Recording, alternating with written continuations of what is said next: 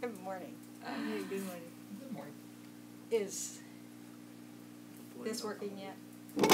I can hear you. You remember yesterday we changed it for the phone?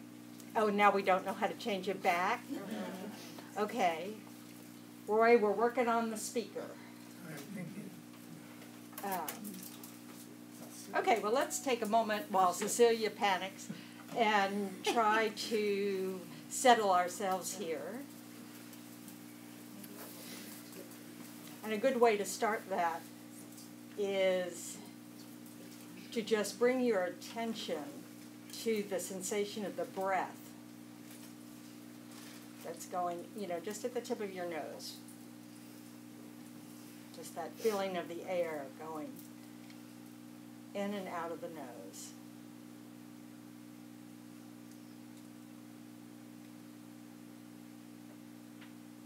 And when thoughts of the busyness of getting here arise, or the planning for later, that's okay, but we don't need to follow them. We just bring our attention back to that sensation of the breath.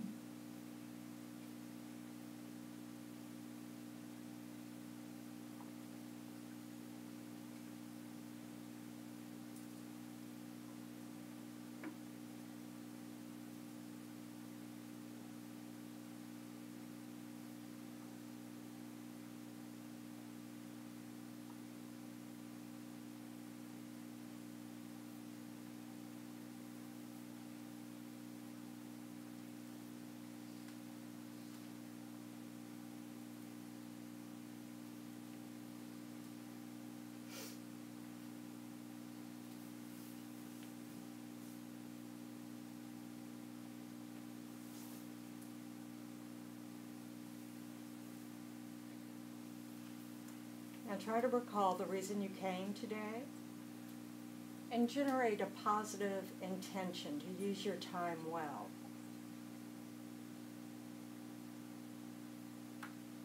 Whatever the reason, whatever your motivation.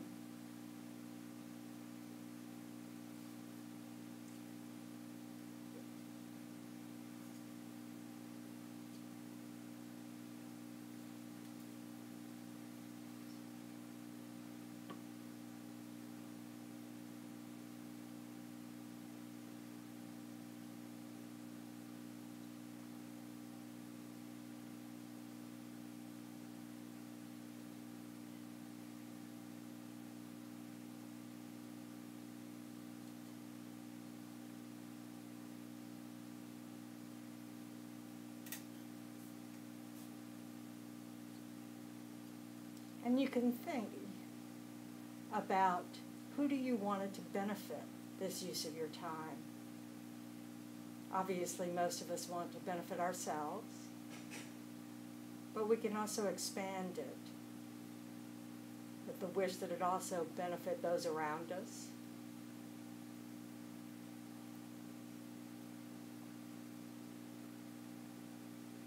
And in this way, contribute to the positive energy in the world by just setting our mind in a positive direction.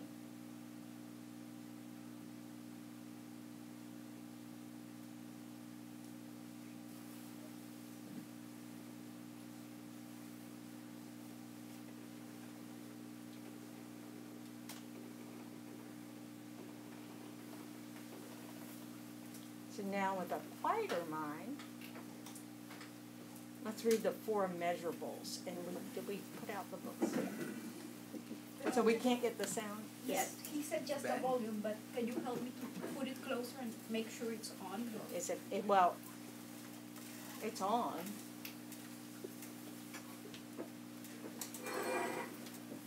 I guess I have to keep talking. Hey, Ralph. So it's page 34. We need enough power here. Power helps. That would be. I've heard that. Yeah. Just for you. Okay. Okay. Okay. Okay, lower. Now it blew out. Now the speaker blew. Is that sufficient, Roy? Yes, ma'am.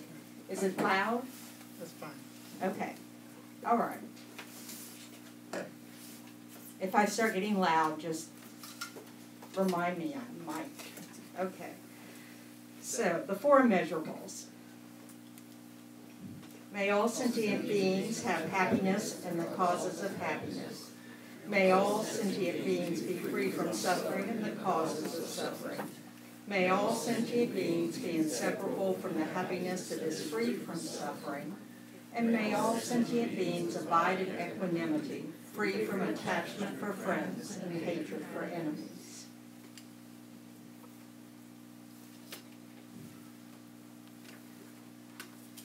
So last week we had a lovely visit by Geshe Tenley, and he was sharing his thoughts on patience. And his advice was for all of us to read the chapter on patience in the Bodhisattva's Way of Life, which is a text written by Shantideva in the 8th century. And there are many, many versions of this text.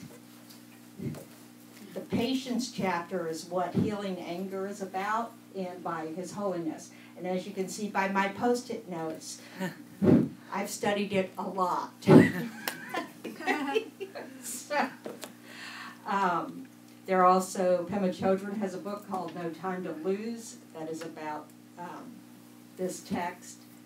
There's, countless, because it's such an important text. It's just, there are lots of them. So if you decide you're interested in reading it, check the used bookstores first, because they really are everywhere. I stopped at 3. 1, 2, 3. I have 2 more on my computer, and I have about 4 at home. So there are lots of them.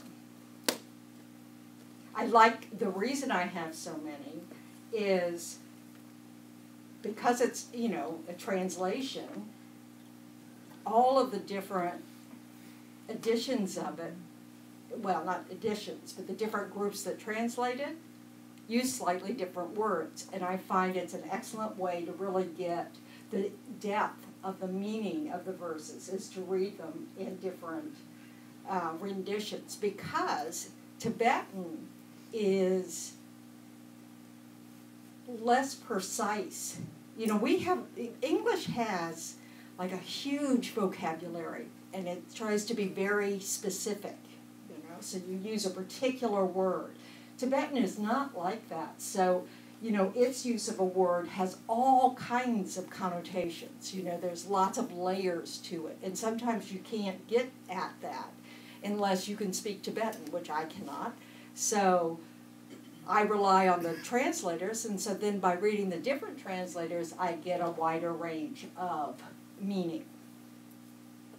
And also sometimes it's just helpful to read something that's in more familiar language today.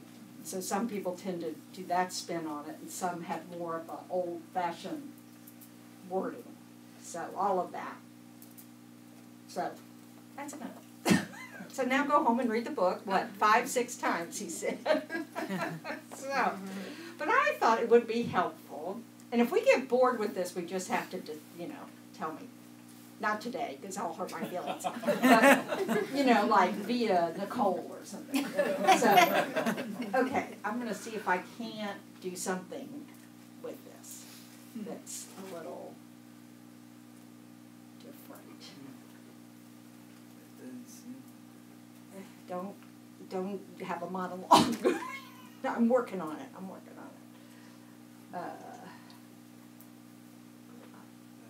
That's clearer. Perfect.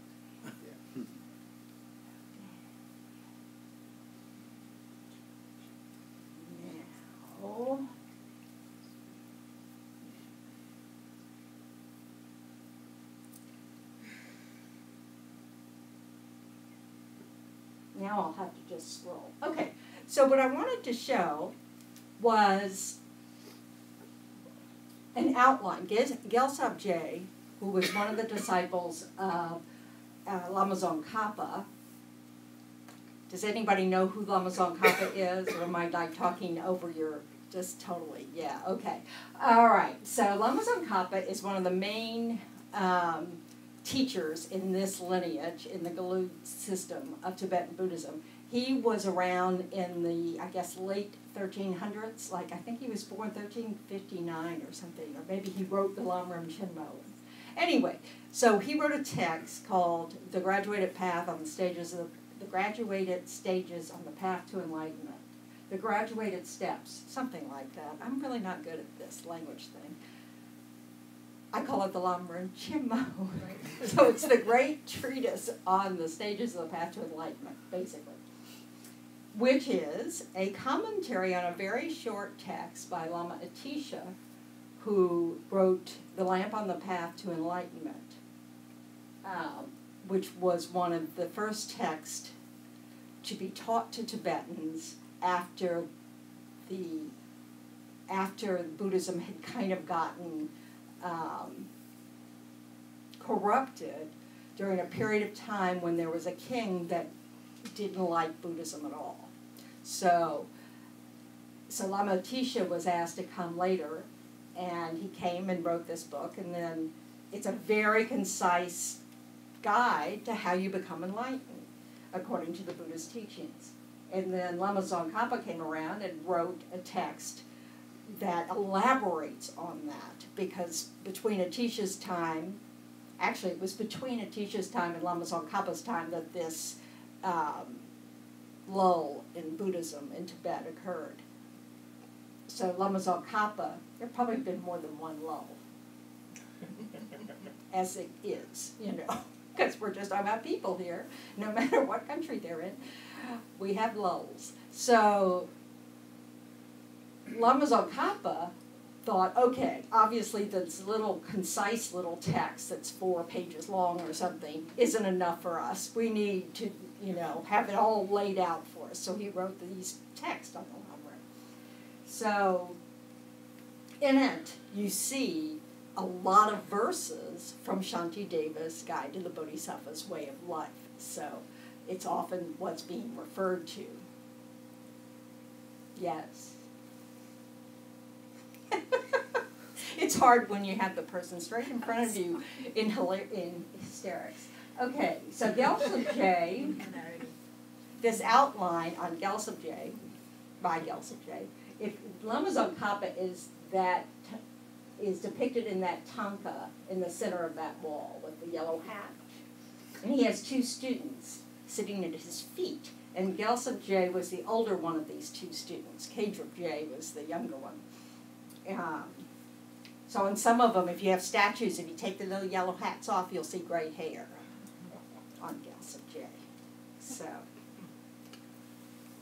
not that that helps at all, but anyway.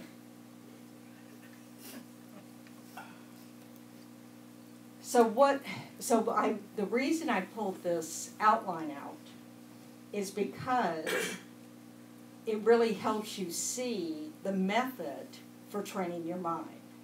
Because in the outline, it tells you the steps of analytical meditation. Because basically, it's the same. You know, when you look at, well, how do I develop patience? Well, you look at the disadvantages of the opposite of patience, which is anger. Then you have to look at the advantages of changing your mind, of transforming the mind of anger into the mind of patience. Or basically, abandoning the mind of anger and cultivating the mind of patience. So using the outline can help see how one does this. So of course, when we're trying to decide about what states of mind we want to abandon and which ones we want to adopt, we have to come up with our own language for it. We have to come up with our reasons why. And so this sort of helps, reading texts like this sort of helps kickstart that. gives you a clue of what to look for, to remind you, how do I do this? Because we've been impatient, like for eons. So it's hard to really analyze it without a little guidance, to really be able to see what are the disadvantages of impatience. One of which is that impatience leads to anger, and anger is a particularly destructive mind. Does that make sense? Mm-hmm. Okay.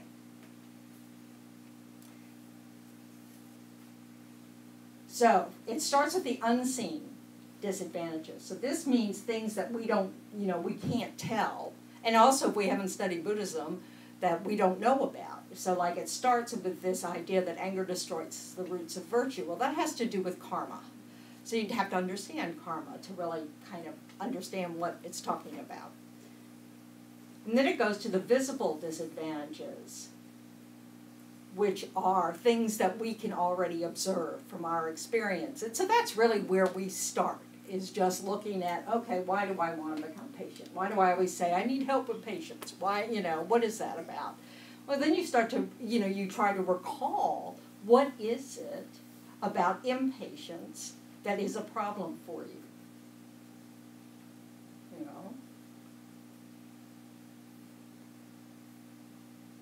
And then we reflect on the benefits of transforming.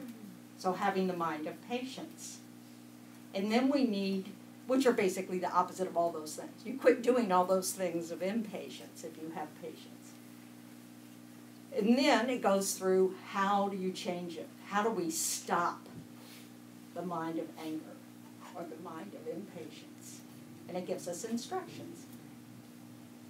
And it goes in detail, the causes, blah, blah, blah. So this is Shantideva wrote this text according to his own words in the introduction to this text. This is the 6th chapter, the patience chapter,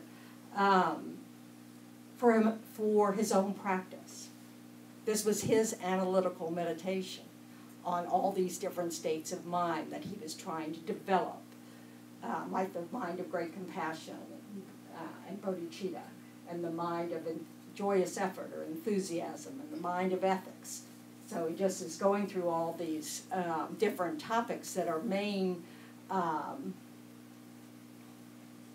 These are the minds that end up giving us positive results according to the teachings of the Buddha. Versus a lot of our habit energy, it's not that we don't have any of these minds. We have some patience. We display that. We display compassion from time to time. We display joyous effort, when we want to do something, things like that. So this is just about, so it's not about like having to start from scratch. It's about recognizing that unlike, just using these habits in conditions that we just always practice, that there might be some additional times in our life that it might turn out to be helpful to practice them. And anger, we have a tendency to see as something, like Geshe Tenli said last week, as something that protects us. And the Buddha wants us to try to understand that it doesn't protect us. That it's actually an obstacle to our happiness and our contentment. And it actually causes harm, not just to others, because when we're angry, we often do harm to others through our speech and through our physical actions. But it also harms us. That it's a state, and this is where you start looking at the disadvantages, the visible disadvantages of anger. And so one good practice to do, if patience is something you're trying to cultivate, is to make a list of all the things that you notice about yourself when you're angry. Like how does it feel? How does it feel? Question mark. Not good. Not good. Okay, so that's getting at my mind will not experience peace. Where the mind is very unpeaceful when we're angry.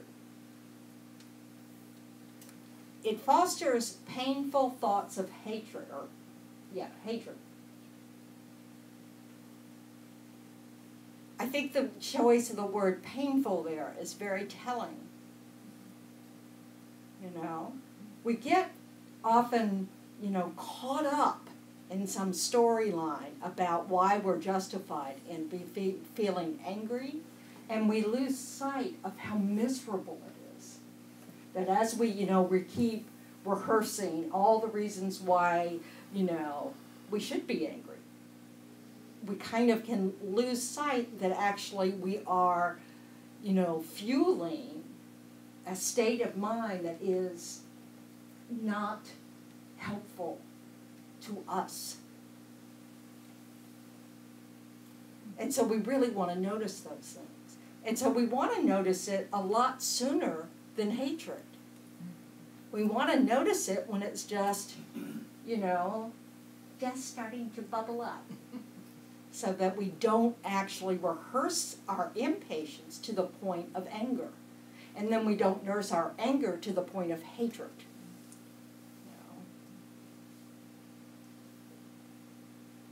I shall find no joy or happiness. What is that getting at? While you're in a state of unsettlement or anger, there's no time to feel good. So you want to notice that the whole time you're either rehearsing it in your own mind, all your rationalizations why, you ought to be angry, it makes sense to be angry, anybody in this situation would be angry, blah, blah, blah. Or you're telling your friends why you should be angry and what, all that stuff, and why, all of those different things. How there's no happiness possible in those moments. Every moment of that mind is like a wall against joy arising. So sometimes people try to get us out of that mood, and they tell jokes or tease us a little, and we want, you might even get enraged. How dare you? I have a right to my anger. So we want to notice these things. Not because, initially not for any other reason than noticing how miserable we are. Because we have control to stop that. Because anger is actually a choice of the way we're responding. We can decide with practice and effort to kind of go, ooh, I'm not going to keep thinking about this situation because all it's doing is making me miserable. It's done. So I'm going to move on. Are we flickering? So, unable to sleep, I shall feel unsettled. So this is, again, you just want to see, have you ever gone to bed at night and you're still thinking about something that happened that day that just really annoyed you? Well, how helpful is that? So we really, in order to change it, we really need to notice what it's doing to us, or we won't be motivated. Because in the moment that something happens, that source of anger, whether it's a person or a circumstance, we'll just react in our habitual way unless we really remember why we don't want to go there. So you have to notice in the moments when you're not angry or in the moments that you're rehearsing your anger, what's going on with you so that it becomes important enough to change it. Now if you discover that, overall, you're angry maybe 3 days out of the year, maybe you don't have a problem really with anger. Maybe you need to work on some other state of mind. But if you notice that, every 3 or 4 hours you get annoyed, you might, that's a lot of your life. So, you might want to address it. So it's about this, looking at the disadvantages. So these were the disadvantages that Shantideva came up with. So this is a personal effort by him to lay it out for why he wants to change this mind of anger. And then he goes on to talk about how anger destroys friendships and so forth. So a master who has hatred, this is talking about in times where there were, masters and kings and servants and, this intense hierarchy, which we still have to a certain degree. I mean, certainly at work we have it, but we have these situations. But to recognize that it doesn't protect anyone. Even an angry master can be killed. Can be disliked to the point of someone deciding, I've had enough of this. So they get, somebody fights back with anger.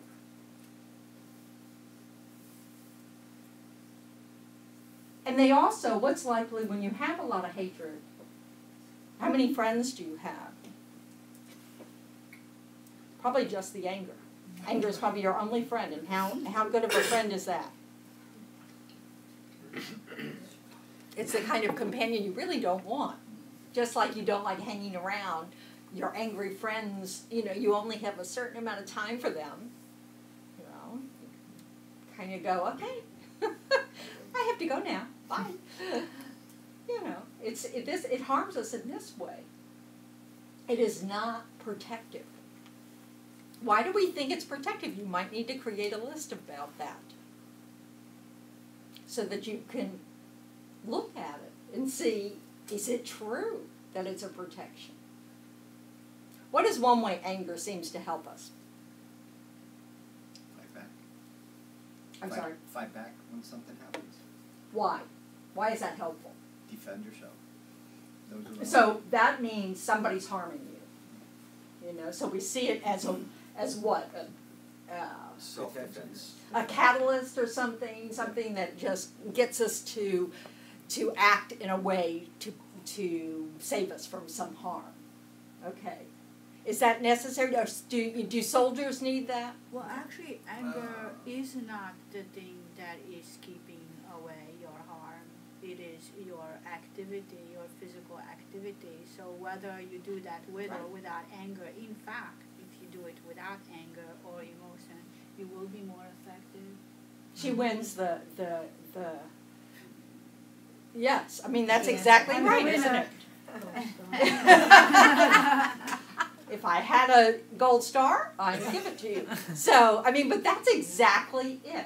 So you think of how, in the military, not that I've been in the military, so I'm guessing. So if I'm wrong, I'm sorry. You can correct me. But, we're training people to be able to fight without anger, just to, prepare them with all the skills you need in order to do whatever it is you're sent out to do.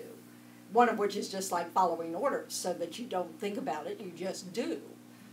So, and of course, it's all under this context that you're going to be in danger. So it isn't that no one's going to be out to harm you.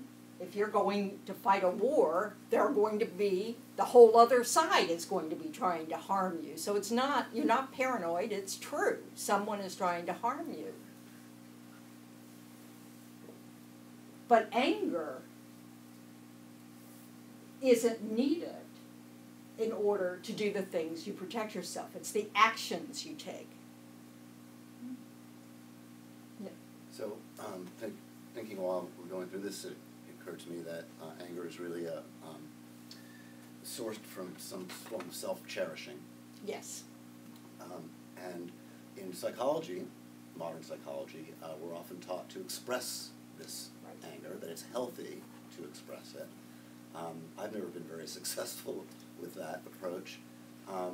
So is there similar teaching in these teachings with respect to anger and expression of it, or? No, it's just the opposite. Right, exactly. So you haven't had much success in your life practicing anger, expressing it. Correct. I've had nothing but practice in expressing my anger in my life.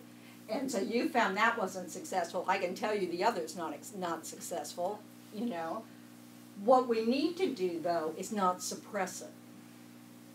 So there's no teaching that says you pretend like it's not there. That's not useful, because it's not accurate.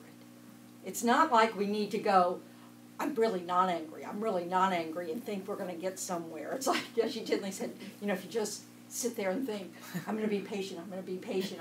You're never going to be patient. That's not the way you get there.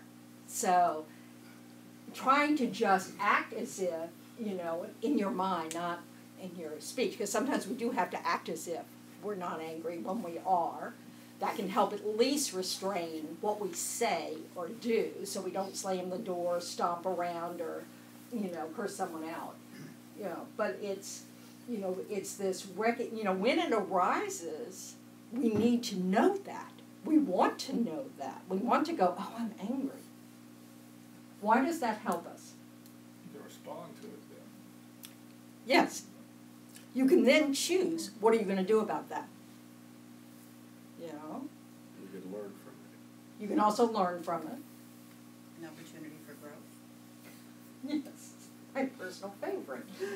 So yes, I mean, but in that moment, if we, you know, if we don't recognize that we get angry, there's no chance we'll change it. You know, so it's this, oh, I'm angry. So the first thing you can respond with, I'm not going to do anything in this moment because it's being directed by anger. So you can see your mind as sort of like a school bus, and you want to choose who's driving that school bus. You know, so do you want the angry kids on the bus to be driving the school bus? Not on your life. I mean, this is what's so interesting. It's very clear an angry person is not a safe person. So why do we think it protects us? You know, so we need to really recognize that feeding the mind of anger will not help us in the long run. It may initiate a recognition that we don't like a situation we're in, or don't feel safe in a situation we're in, you know, or, and on and on and on. And that can be a clue like, oh, something needs to change here. You know? But the mind of anger is not the mind we need in order to affect change that's useful. It usually gets us just into a rage if we keep fueling it. So that's really an important thing to start to notice, this you know, sense that somehow if I'm angry, you know, that has put up this wonderful defense system, and instead recognize that it's actually a, you know, a danger signal that you might now act stupidly. I'm an expert at this, you know, so you really want to look. At the same time, if you're not the kind of person that acts out their anger and you know, suppress it, but still fuel it, you need to look at the harm that does to you. So what can we do when the mind of anger arises? Notice it. This is a trick question, actually. Wait till it goes away. Wait till it goes away. Just sit with that horrible sensation of anger and recognize you're out of control. That's not easy. We want to act on it. I actually want to question it. I'm like, okay, what is at the root of this? And if I'm going to consider that this is some act of self-cherishing or some expression of self-cherishing, I need to look at what's Absolutely. behind that. But first you have to have the feeling. If we distract ourselves through just, you know, now with practice, we can do exactly that. We can quickly oh, I'm angry. Okay, what's going on here? Because we're in the habit of not fueling it. We just want to look at it and see my buttons have been pressed. Yes? In a sense, isn't the mind distracting us from the feeling we're getting? And that's saying, you know, like we're getting distracted from our own emotion of getting upset. Okay, in Buddhism, that feeling is a state of mind. They're both states of mind. You know, the distraction's a state of mind, and so is the feeling of anger.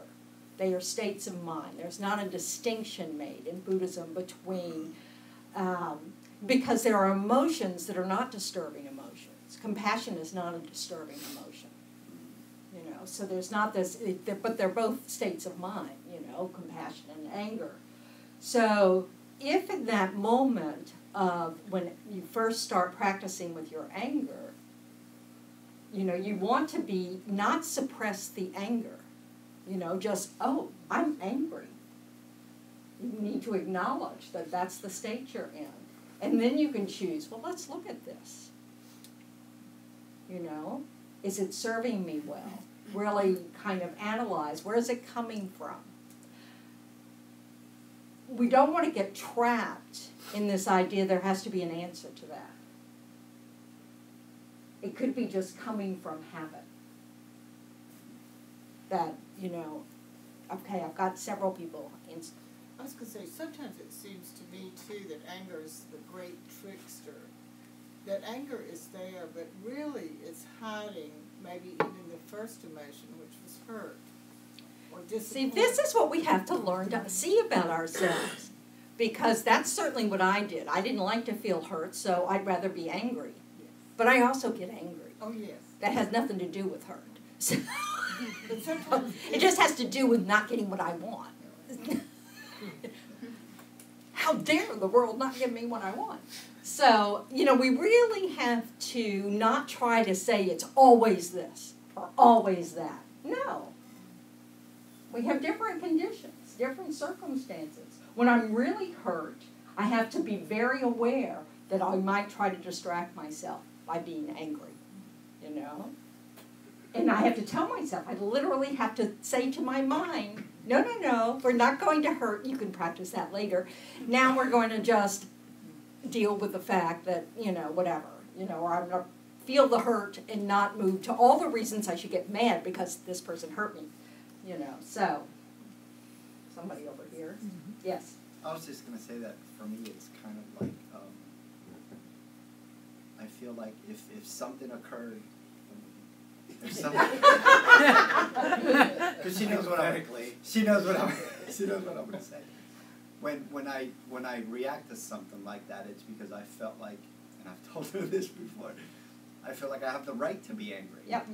Like I come from that perspective of something occurred, it upset me, and I have the right to be angry because something upset me and I reacted to it.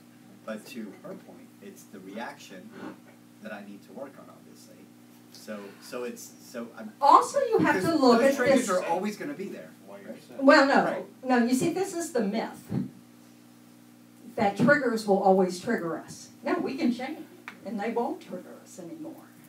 This is the beauty of working with our mind, is that there can come a time where it simply will not trigger anger, because anger comes from you, not the event. You know? So this notion of having the right to be angry, you really want to investigate what that means to you. You know? Because, yeah, you have the right to be angry. You have the right to be miserable. You have the right to, you know, all of those things. You know, we have a right to think, you know, any way we want. The question is it working for you? You know, so this idea that this is, for me, this right to be angry is how I fuel, or in the way I phrase it in my mind is this, anybody would be angry if they were treated this way. Because, you know, like, then, you know, I've got, you know, justification. It's not just me, anybody, you know, like, anger is a state of mind anybody really wants to have. This is what's interesting. We really want to look at that distinction.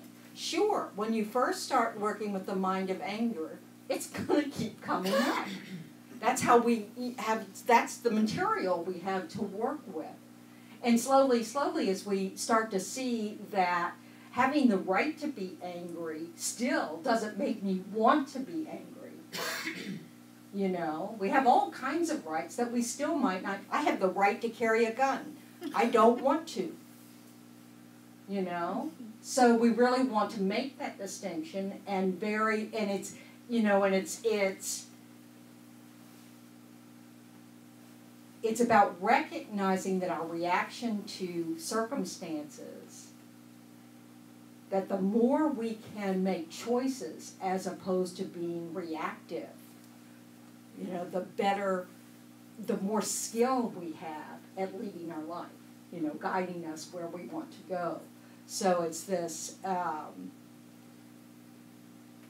you know, not worrying about whether or not you have a right to it. It's just looking at it and going, do I want to continue to feel this way?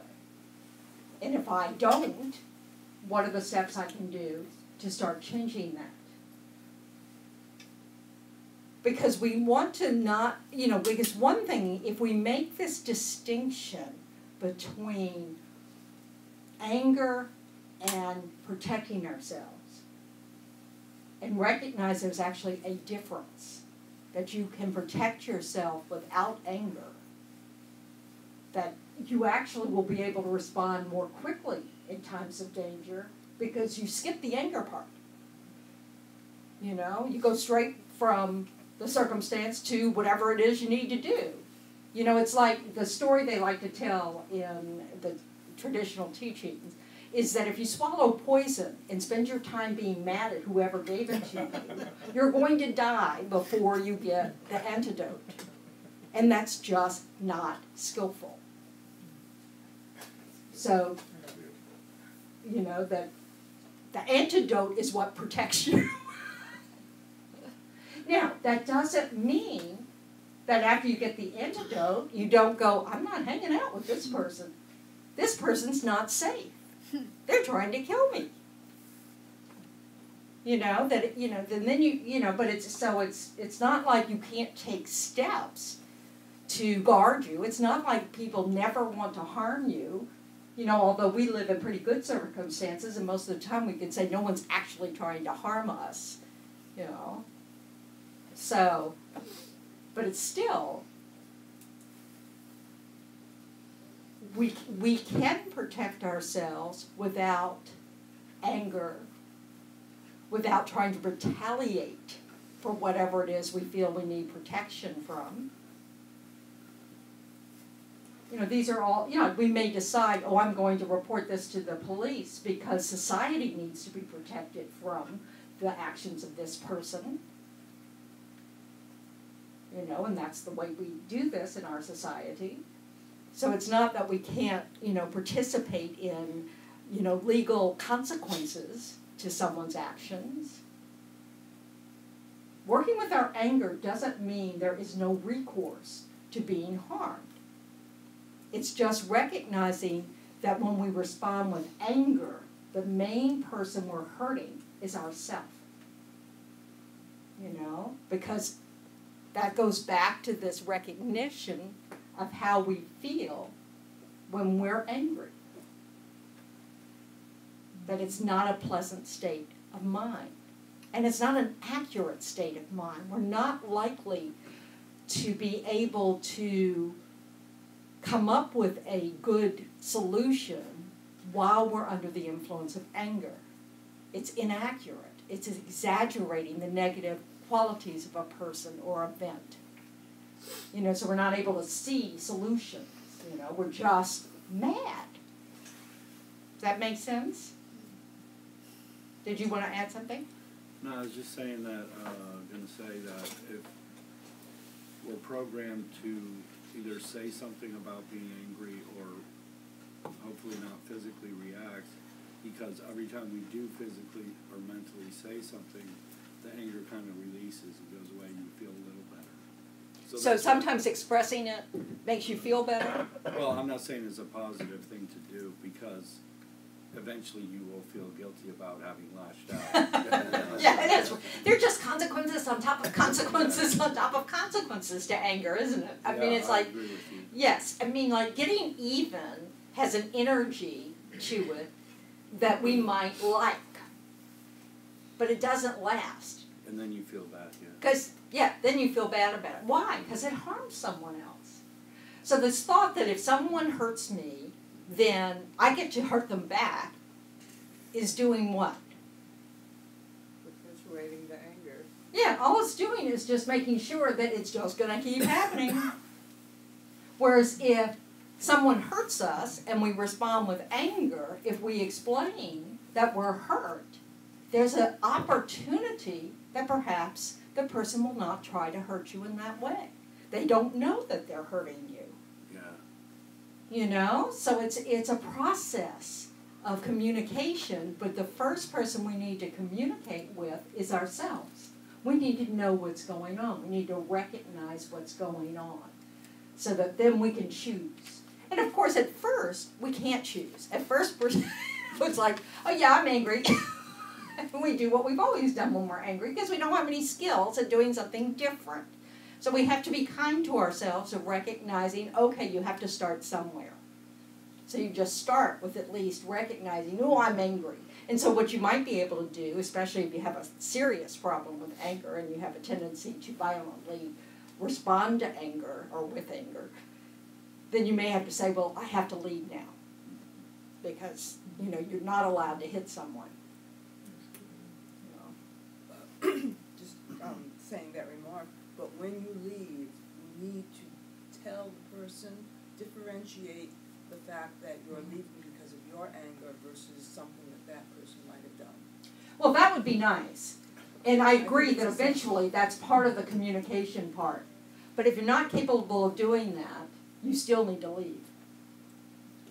You know, we have to start where we are.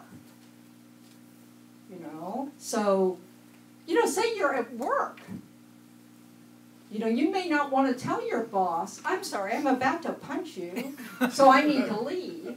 That might not be a good strategy, you know. But I mean, you know, but you may have to say, you know, excuse me, I just, you know, go to the bathroom. I mean, you know, do something that, you know, nobody says, no, I'm sorry, you can't do that. But it's hard. I mean, this stuff, you know, now fortunately most of us don't have the habit of actually hitting someone. So, you know, we can cover it. We can fake it.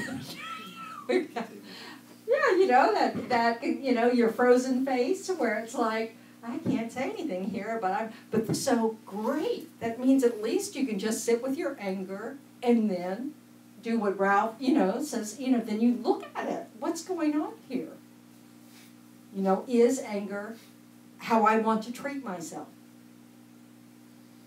Yeah. So wisdom in a sense of analyzing it and coming to a wise conclusion about it, which eventually leads to, you know, not believing in anger. That wisdom that you gain from that, is that in a sense how you are dealing with the anger in a sense? Right. What you're doing is trying to replace the anger, which is an inaccurate state of mind, with one that's accurate.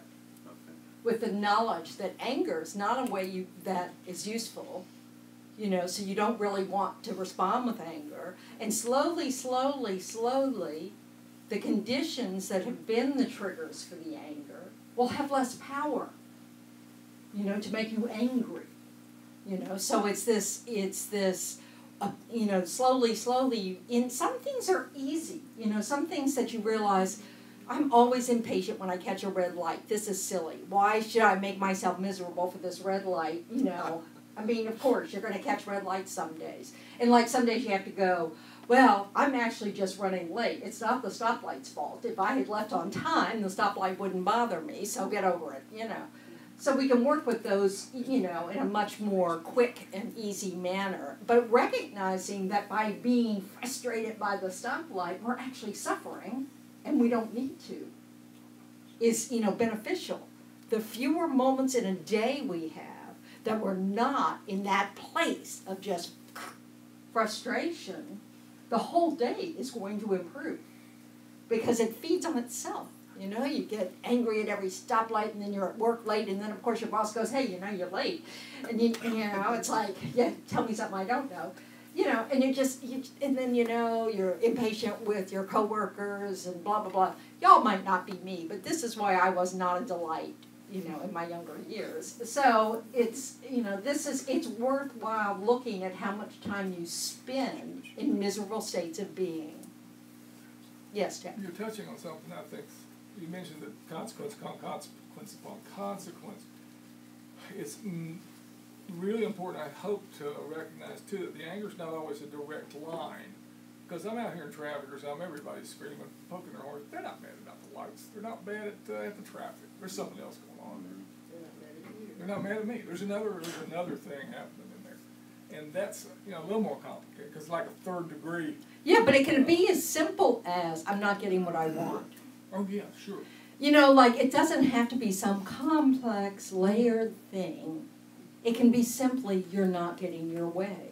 We are very childish when we look at our minds. We discover all sorts of things that we'd be embarrassed to admit are triggers for our anger. It's just like, I'm sorry, these stoplights are inconveniencing me and I don't like it. We really do that. So those are the ones we really want to tackle first, because we can let go of those more easily than those that are more layered that we have. Did I break it? No. Okay. So, and some were kind of funny, like you might discover, this is why it is good to look at it. You might realize, oh, I can hear my father in these words. And you realize, I don't have to act like my father acted just because, I was a good student. It's just, I can let go of this. This really doesn't bother me. I'm just acting all huffy because, I think it's how you're supposed to act. And so those are kind of, it's nice to recognize that. And then there'll be the others where you have to go, ooh, I'm just selfish. Where you go under, and you realize, oh, there I am. Bam, self-cherishing me that just wants my way. We used to call it in addiction things like king baby, or queen baby, or I just want what I want right now, blah, blah, blah, blah. This kind of thing. So, we need to be able to see that in ourselves, because that's really the mind that we need to counter. That's at the root of it, is this idea that our happiness somehow depends on us getting what we want. That's another lie. It's not true. It has nothing to do with our happiness. We might continually get what we want and still remain dissatisfied and unhappy. It really isn't related to the mind of happiness. It might be related to the mind of temporary, sensory pleasure, but it's not this, it's just like how sometimes if you say something nasty to someone back when they've said something nasty to you, if there's a certain part of you like,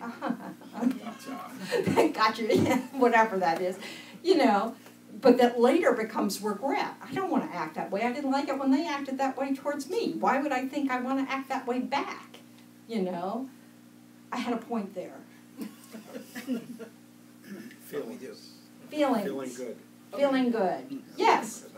So I feel really good when I eat 5 chocolate pinafores, And then later I think, why did I do that? Because I really don't want to be the person that lets her brain get fried on sugar, But, so we have to recognize that there are consequences even to those moments that seem, kind of harmless at the time.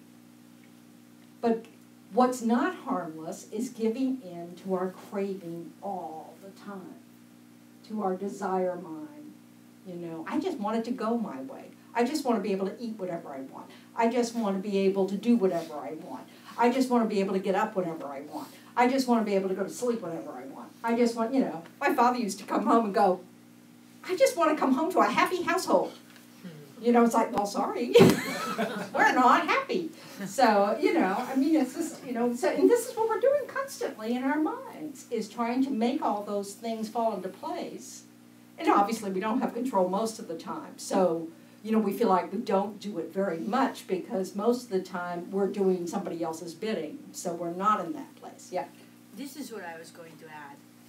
also you can start looking for a way, even if it's a trusted teacher or friend, to let yourself be talked down back into peace. Yes. I think that's really good suggestion. Thank you. And if you find yourself also that you keep looking for ways that you can talk yourself down, just in case there isn't anyone around. But sometimes you need help learning how to do it. So your friend can help that with that. It's a good exercise. And this is where, like a community of people can help, because you may not, like you may be on a particular path of action that you're trying to cultivate, and your family isn't on the same path, so they may not give you great advice in terms of how to do this and stuff. So you need to rely on each other, other students. Yeah. One thing that Alex helps There we me go. with is, because I am an idealist, things that I find that typically make me angry are things that are unjust when I see, particularly at work, when I see manipulation happen and people who get away with things that are... Yeah, you're already rationalizing all your Right, state of mind. exactly. Yes. So, yes. and I get myself worked up Yes. into this. How is she getting away with that when I'm here and I'm doing, and she's off playing around, and she gets promoted when I'm the one who's always here and I'm doing the right thing. See how that's about you? Right. This is where that self-cherishing is underneath it. It's really like, yeah, we can talk all we want about that person's not doing their job, when what we're thinking is, I'm doing all the work here and not getting rewarded. And how do they get away with this? Right. And how is that fair?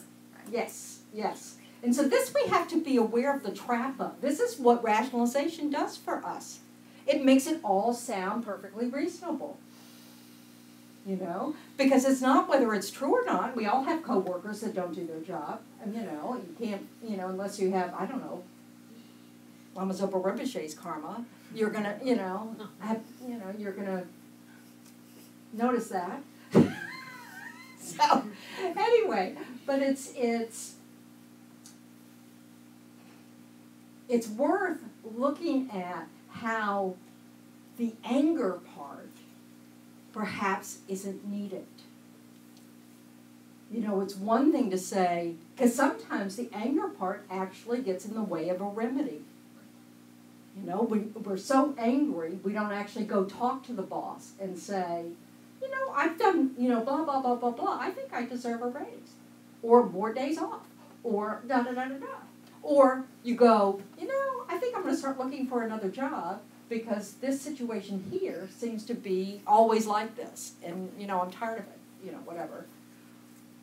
I mean, there's no one solution to these things. But the more we're self-aware, the more we're able to spot what's driving the bus, then the better we're able to look at what kind of solutions will actually work. Like if it's really just the self-cherishing mind, there is no solution. Because you'll never be satisfied. If you keep feeding that self-cherishing mind, well, I just don't like you're going to get another job and you're not going to like this coworker, because samsara is imperfect. It is the nature of suffering, because it is the results of our past actions, which aren't all that skillful. So, we really want to look at what's driving the bus.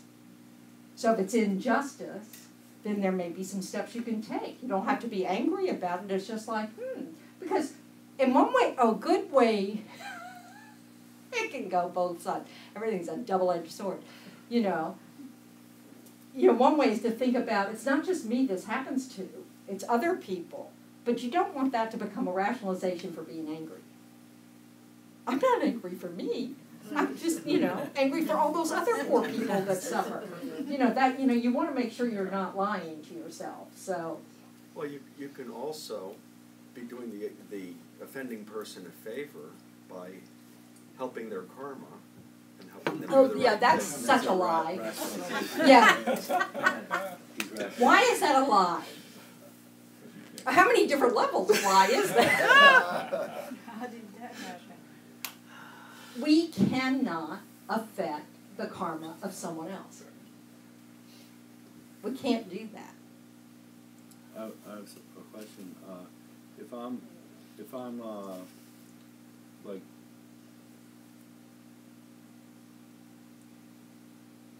I don't know. I'll come back. Okay. I'm gonna figure it out. I'm there all the time, so. Sorry. I'll wave, but I think I just lost my mind. I can relate. All right. On that thought, let's introduce ourselves to each other. You know, kind of take that mental break. So, if you don't know someone, introduce yourself. If you know them, say good morning or afternoon.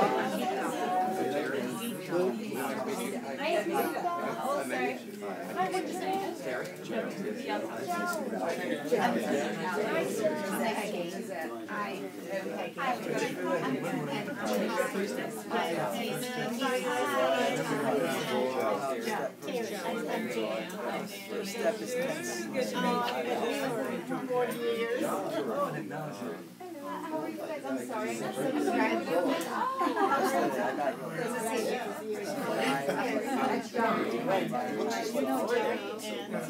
Oh, okay. That is correct. I was mistaken too. Yeah, you don't really get paid to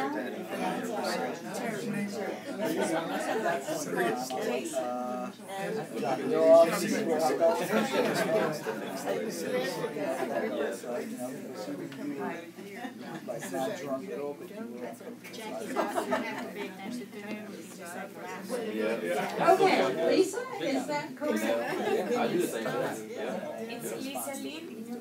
Lisa Lynn. Yeah. Okay, hi Lisa Lynn. Who's in front of you? Introduce someone to me. Yep, there we go.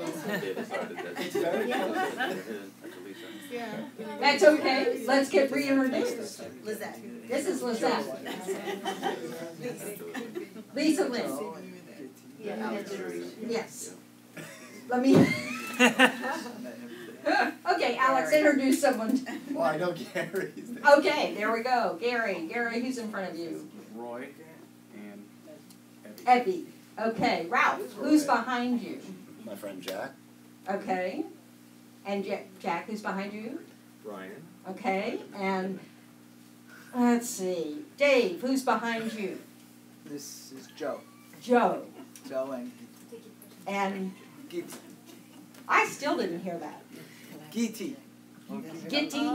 Yeah, my friends call me Giti sometimes. It's an endearment of Gita. It's like saying, you cute little Gita. That's pretty cute. Yeah.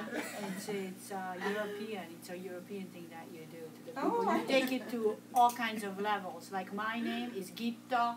Gita. And you can call me Gituti, Gitukam, Gitukam, Giti. That's so cute. It gets cuter and cuter. All right, Gita is sitting next to Joe. Joe, who's behind you? Do you know? My short-term memory's not too good. Okay, this is Steve in front of you. Honestly, this is David though. I don't remember that. Yes. And Steve, do you know who's sitting behind Joe?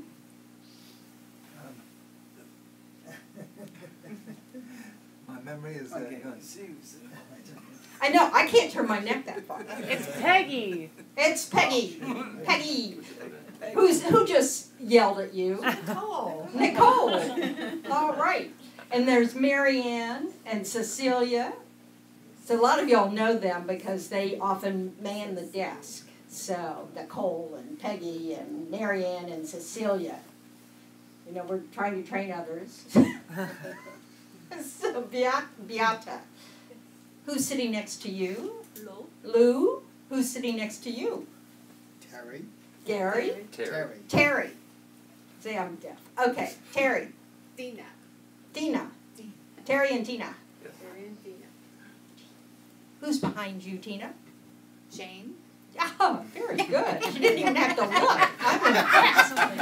Go, Tina. Duo's coming around. So she doesn't know anybody else's name because all she was thinking, Jane is behind me. Jane is behind me. You're so right. Either that or she's omniscient. Jane, who's behind you? That's good. Margarita and Francois. All right, Francois, who's sitting next to Jane? Chad. Chad. All right, there we go. Oh, did we leave anybody out? Yourself. Oh, me, I'm Tendrin. Tendrin. I have lots of names as well. Like Hey You, and That Nun. Or Venerable, that's the safe thing. If you don't know a monk or nun's name, just say Venerable. Then you don't have to know their name. So, we all use it. Or Anila, that's Tibetan for nun. So it's like saying, hey you. So there you go. So it's no different, but that works. Yeah, but it is safe. So, anyway, all right.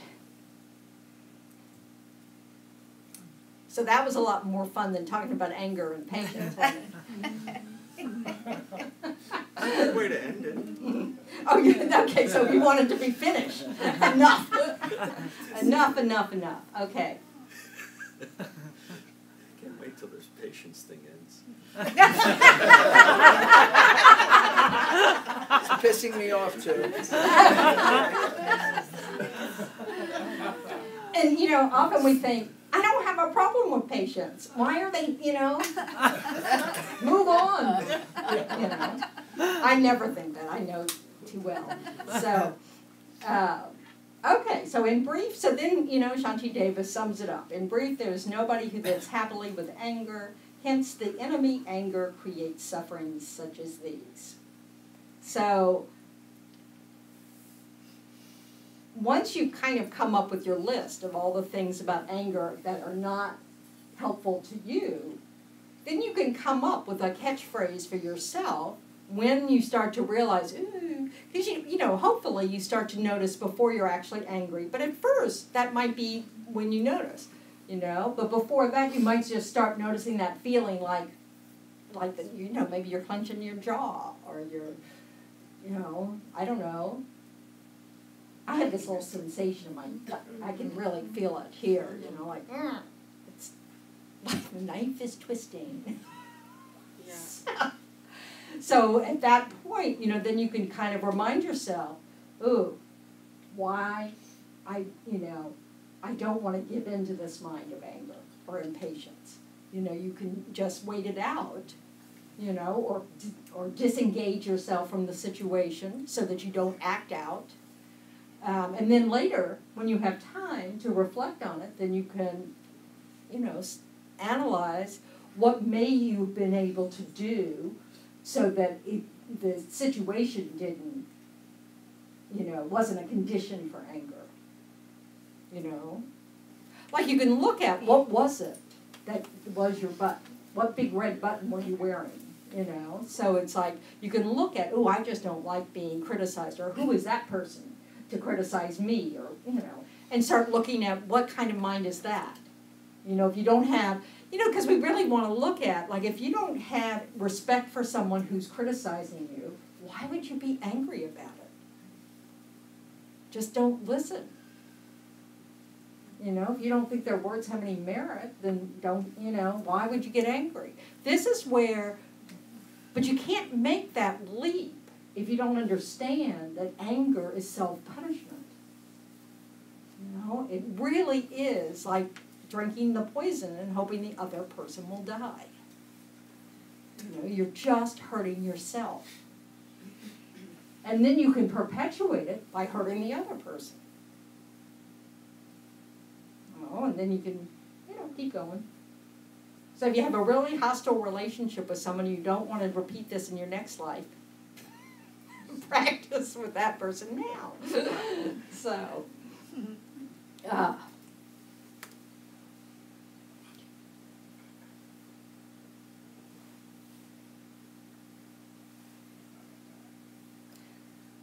patience is considered, I used to love this, I'm being sarcastic now, is the antidote to anger. And I'm sitting there going, yeah, well, if I had patience, it's just like, okay, thanks a lot, that's no help. But it's this, you know, but that's, so in other words, antidote usually means the opposite state. So anger and patience are opposites. And so clearly if we want to eliminate the mind of anger, then we need to cultivate the mind of patience. That's how we counter the two. And eventually, in many circumstances, you will, if you really work hard, you'll find that the anger is not being triggered.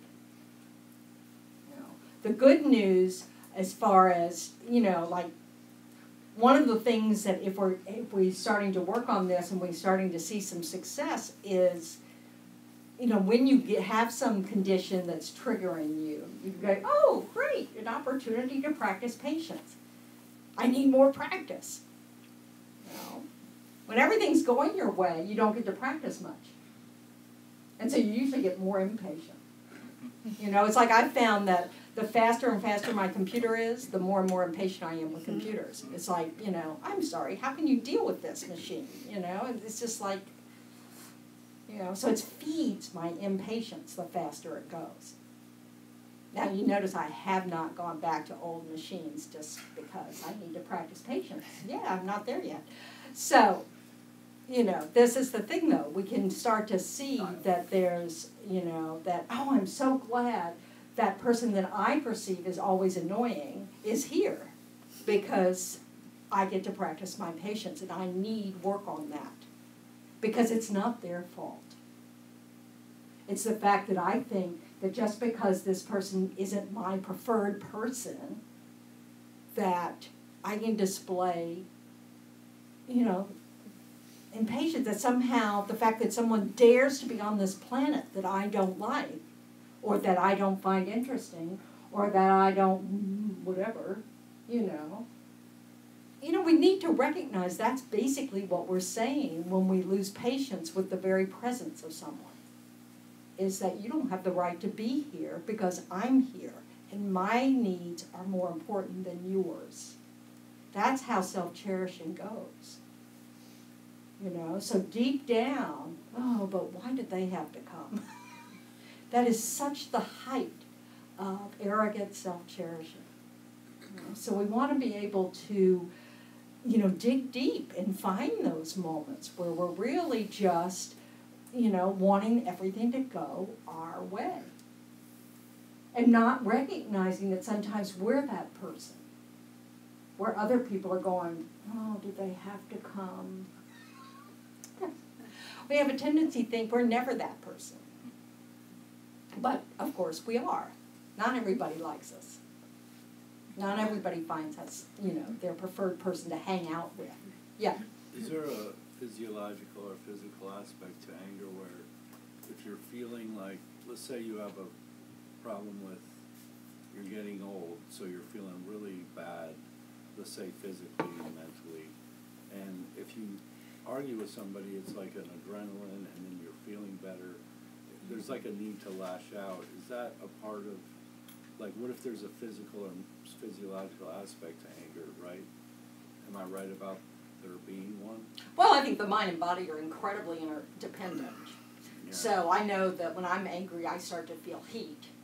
Right, but you know. people sometimes just being, not feeling well can make them an angry person, right? No. No, they're responding to their pain with anger. Yeah, I see. Yeah. Okay. Now, we may have that habit, you know, like, you know, if we don't believe in past lives, it's, you know, where we just have been practicing that when we don't like what's happening to us, whether it's physical pain or mental pain or whatever, we respond with anger, or we may have learned it in this life from a parent or something that, you know, always got mad when they were sick or always, you know, whatever. But I mean, but the reality is, anger is we tend to think that our emotions are reflexes to things that are happening. You know, that I can't, you know, I'm in pain, of course I'm angry. And the Buddha said, no, that's not true. You know, that our mental states can become choices. Right now they're out of control due to our habit energy.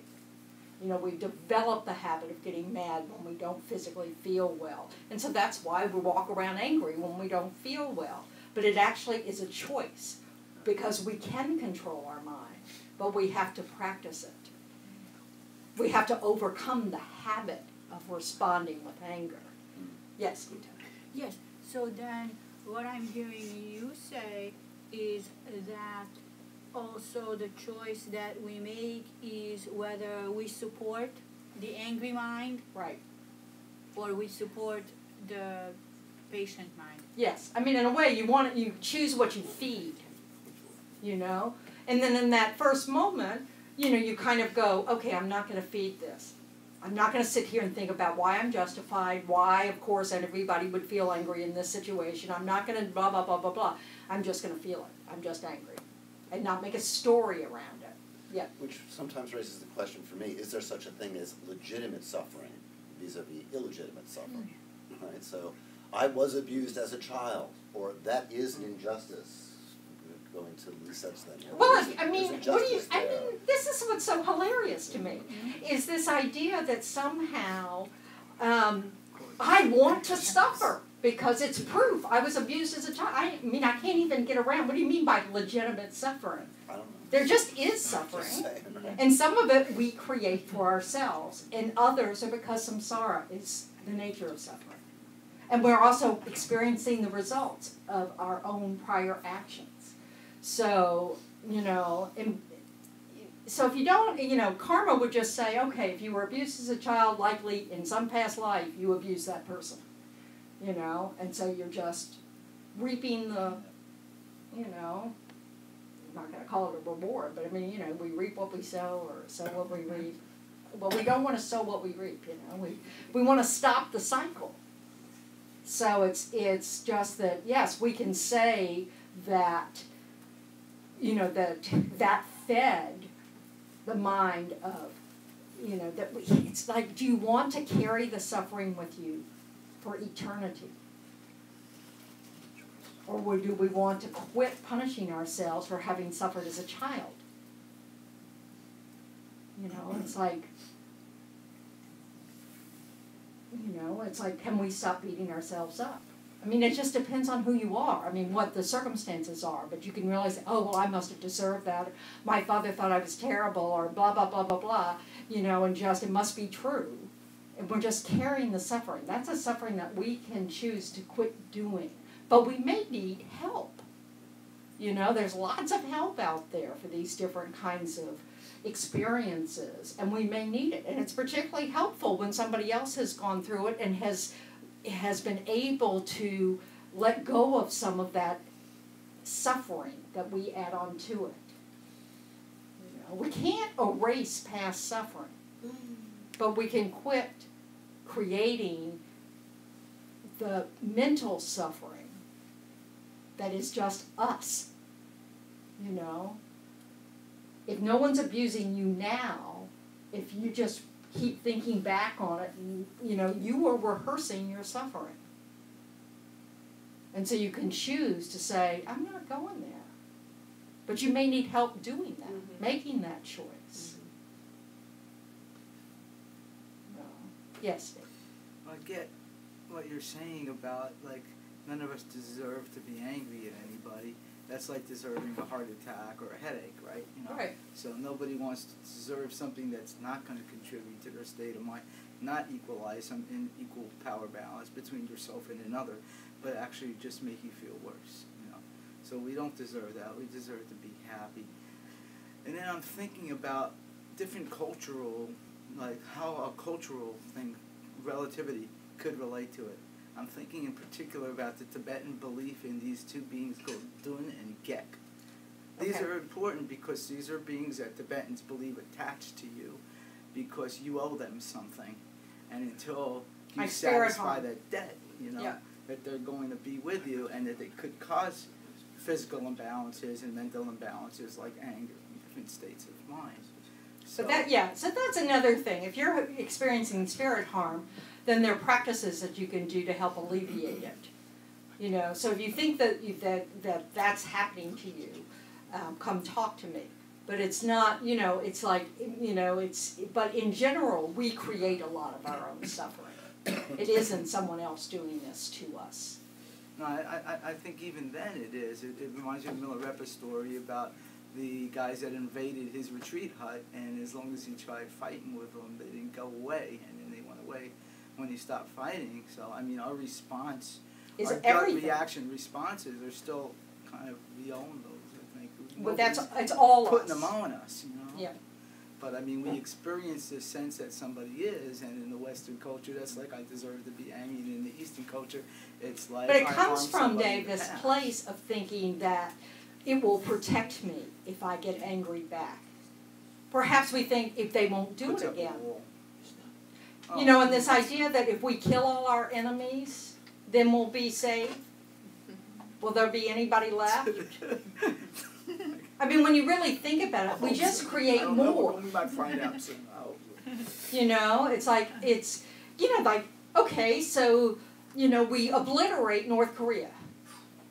What's going to happen in response to that? We're going to be attacked. Somebody's going to be angry about that. You just create another enemy. You know, a huge enemy. Yeah, what? Sometimes when a person is angry, you know, the best thing to do is just listen, not say anything. Soon it'll pass. You know, sometimes it's just bad energy getting out. You just need to, you know, not say anything, but eventually his attitude is changed. You know, so when somebody starts yelling at me, you know, I know the best thing to do is to listen because that person feels hurt, you know. So you just listen to what he has to say, and in the end, if you want, if he's ready to listen, give your input. If not, don't say nothing. Yes, and so that's the flip side of the deal, is when, you know, is to recognize if we get familiar with what's going on for us, when we're angry or upset or frustrated or whatever, then when someone's acting that way towards us, if we just remember that they're suffering just like we do, you know, it's a lot easier to give them that space and just listen, just be there for them. Because it does pass. Yes? So, in regards to, for example, what Ralph was saying, if we experience abuse as a result of potentially something in our past life, and we abuse that other person, how do we respond to that person now? How does one get past that? Well, you stop abusing. You stop blaming. And you work on your mind. You don't necessarily know that that person did something to you in a past life and you're reacting now. So it's just a matter of knowing how to act in the first place. Well, you know that in the yeah, in advance it's always easy. So, okay. I don't want to get all, you know, well, if this happens first and then this. Right. So, basically, if you know, a quick little thing on karma is if some karmic result has ripened, you know, there's nothing you can do to purify it or make it stop ripening. If it started, you know, it's ripened. What we can do is, by our response, lessen the suffering with it, by just not having the mental suffering, not sitting there, you know, creating stories with it. You know, like if we get sick, you know, that's a result, you know, according to the Buddha, our illnesses are a result of killing karma, you know, so we can, you know, just, you know, use it as an opportunity to think, yes, I hate the way it feels to have pain. I'm gonna try not to inflict pain on other creatures, you know. So, but if something hasn't happened yet, and we see like if we were abused as children, you know, I must have created the cause for that, you know, in some previous past lives. You know, this isn't about blame or feeling guilty or blah, blah, blah. It's about saying, well, let me purify any other unripened seeds with the 4 opponent powers, like, you know, in order to prevent it from being able to ripen in the future. And so that's a whole nother class. Or Do five. we try to look at that abuser in this life as, with compassion and? Well, always, because abuse is a sign of suffering. Happy people, contented people, don't abuse other people. Now, if they're very distorted, it's not that, we don't see situations where people like to hit someone, but that like is an extremely distorted thing. It's not accurate at all. And it comes from a lot of practice to actually see joy in that. That's really sad. That's a really sad level of mind. When you are acting, because we know, that no one starts that way. That takes a long time to develop. The Buddha just says it can take eons. But this is why we want to interrupt that habit energy now, so that we don't become the person that just wants to, kill people and torture them, We don't want to have that kind of mind. Well, the way you start with that is not wanting to be sarcastic and rude and, get even. So, it's just, but it's a process.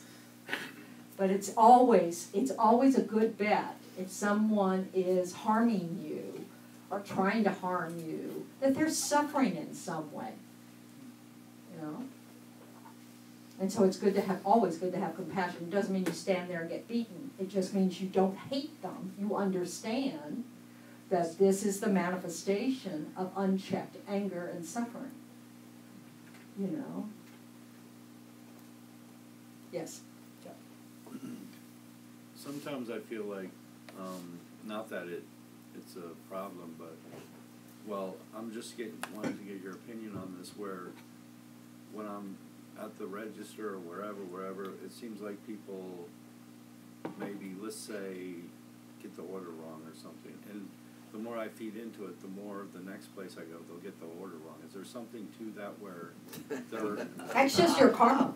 I mean, yeah, that's what I mean. It's like... In other words, it can, for me, when I play around with that, and there's really not any reason to, because who knows, only a Buddha really can see karma in all its layers, because it's too vast, it's too big. But one of the things I think about is, I must not be very mindful when people are telling me what they want, because obviously no one listens to me when I place an order. Exactly, that's what it is. Yeah. So it just helps me just recognize my part. Okay, yeah, because it like perpetuates itself. Like, yeah, especially if you get mad. I attract people that do that, but you're saying it's my own. Yeah, it's just your own karma. It's your own wheel. It's because because I ignore people, so they don't realize what they're doing. And it may not be in this life. Oh yeah. But it's just this understanding that, okay, that's what's happening. Now I can get mad. Yeah. And suffer too. So not only will I not get my order correct, I'll also be miserable. Mm-hmm. So, it just puts it in perspective. So it's just to just kind of be able to go, oh, well, I'm so glad my sufferings are this small, that I just don't get my order correct. Okay. Yeah, Dave. That kind of thing happens to me a lot lately. And it's funny because I don't drink and I go to bars. Well, we don't need to reherse these situations. No, but when I go to bars... I really don't want to know. Well, why not? Because, it's just not my area of expertise, going to bars. Well, don't worry about that. You don't need to know anything about going to bars to dig this. Okay. When I go into bars, though, I want to order like a water or a soda or something like that. Right. And I stand there, and I seem to wait forever. It seems to me, though, like I'm waiting forever. It doesn't necessarily mean that's objective truth, of course. Of course it's not objective truth. But I do see the guy, and in my mind, because it's where I'm focused Where is your part of this? You've been studying Buddhism for a long time. Where's your part in that?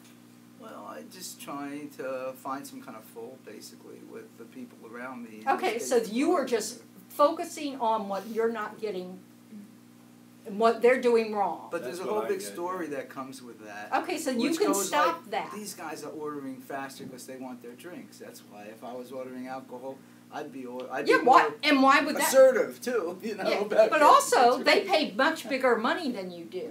So the bartender probably has a more And vested they tip interest better. Yeah, in that's doing that. But the point is, Dave, you're just practicing a story about all these different players and not just looking at what would create the cause for that. We only experience what we created the cause for.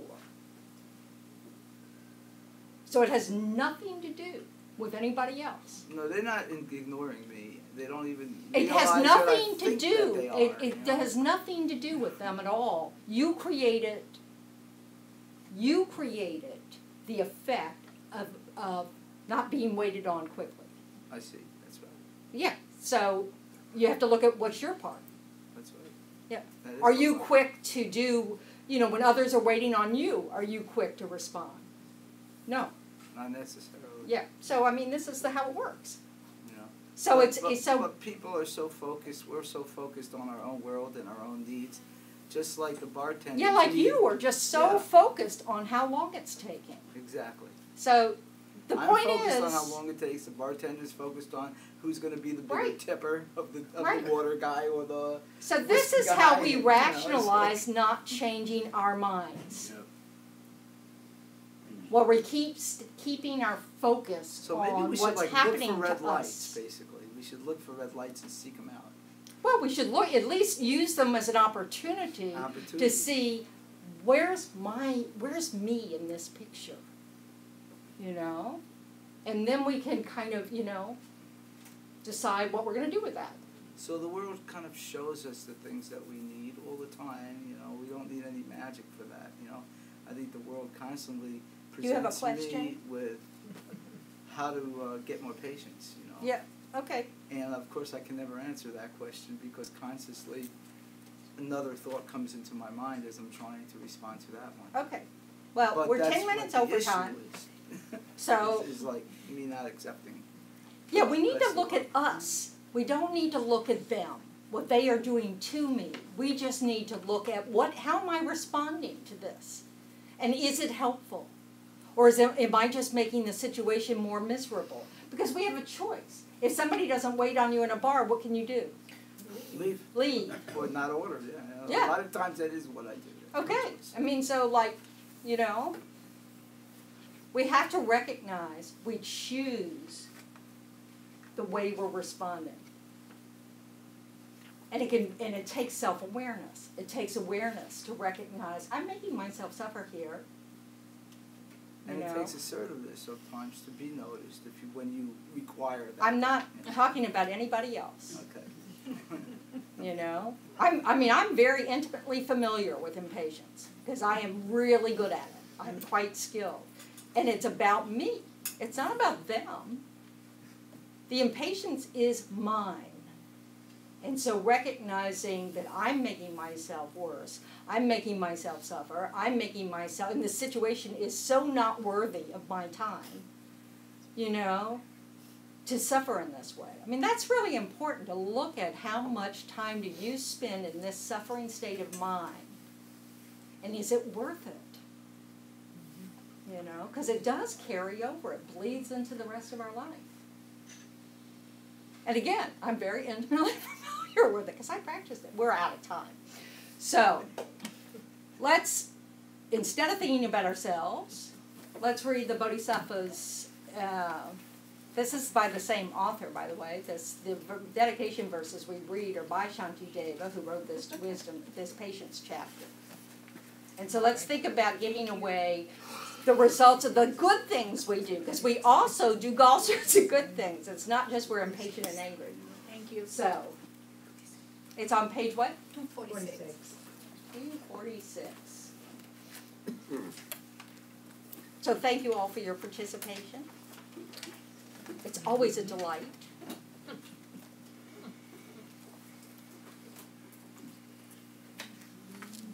Okay, 246, not 244. Okay. May all beings everywhere, plagued by sufferings of body and mind, obtain an ocean of happiness and joy by virtue of my merits. May no living creature suffer, commit evil, or ever fall ill. May no one be afraid or belittled, with a mind weighed down by depression. May the blind see forms and the deaf hear sounds. May those whose bodies are worn with toil be restored on finding repose. May the naked find clothing, the hungry find food. May the thirsty find water and delicious drinks. May the poor find wealth, those weak with sorrow find joy. May the forlorn find hope, constant happiness, and prosperity. May there be timely rains and bountiful harvests. May all medicines be effective and wholesome prayers bear fruit. May all who are sick and ill quickly be freed from their ailments. Whatever diseases there are in the world may never occur again. May the frightened cease to be afraid and those bound be freed. May the powerless find power, and may people think of benefiting each other. For as long as faith remains, for as long as sentient beings remain, until then may I too remain, to dispel the miseries of the world. Okay, so Tuesday night is Guru Puja. It's Lamazon Kappa Day, and as I said, Lamazon Kappa is one of the main teachers in this tradition. And Thursday, we finish Samsara and Nirvana and Discovering Buddhism. And next Sunday, we have a meditation at 10 to 10:30, I think. And then teachings at 11. And that's all I know. Am I supposed to know anything else? The analytical meditation. Oh, yes. In January, we're starting a new, Jackie Keeley is going to be teaching a new series of meditation class. So that, once again, you have to commit to the whole class and sign up for the whole thing in advance, or at least the first night. And it's $100 for all 5 nights, but you have to do it as a package. So, because she likes to develop a group effort there. So that starts in January. January 8th. And we also are going to try doing that via Skype, too. So that's another option. Okay, that should be interesting. So, explain what? It's about, we have some information about it, but, you know, as opposed to just single-pointed meditation where you have a silent meditation, and analytical meditation is like exploring the topic of anger. What are the advantages of anger? What are the disadvantages of anger? Or how do you develop compassion? You know, we'll be starting Bodhicitta and Discovering Buddhism in January also on Thursdays. And that's all about how to develop the mind of compassion and then develop the highest intention to want to become enlightened for the benefit of others. So, so analytical meditation is just that, you know, that thinking about, it's reflecting on the teachings in an analytical way. Just like that's what Shantideva's whole book is. So, okay? All right, thanks very much. Thank you. Thank you. Thank you. I am